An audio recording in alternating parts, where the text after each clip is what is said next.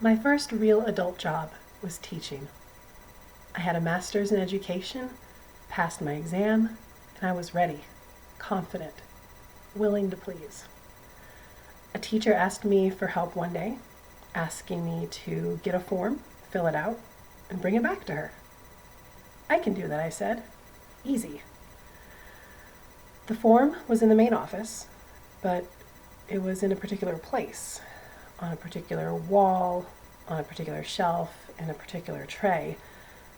It took me a while to find it. And once I did, I saw the form was filled with tiny text and so many checkboxes, and it asked for information that I didn't know, like my principal's 3-digit identification number. I found myself wondering if I even had the right form. My anxiety had me suddenly second-guessing everything I thought I knew about my job, and in a panic I put the form back, and I went back to that teacher empty-handed. That day was humbling. I didn't know what I didn't know. I said that line a lot over the next few years.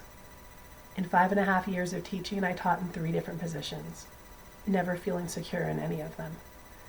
The feeling only intensified when I became a librarian. I found myself wondering if I would always feel this way.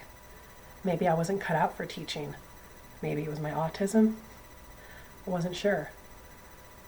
One day, my assistant principal, in her first year as an administrator, admitted that she had just found out she was in charge of textbooks. I said, "You didn't know what you didn't know." And she nodded, yeah.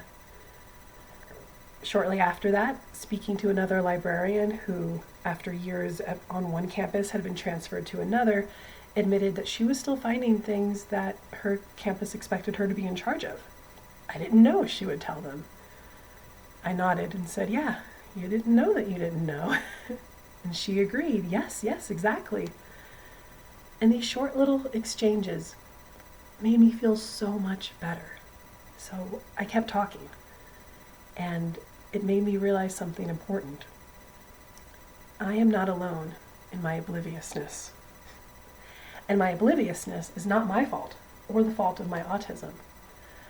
It is perfectly normal to not know how to do something when you start a new job.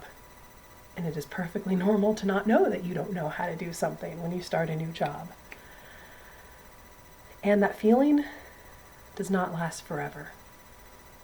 So, I may not know what I still don't know, but I do know this.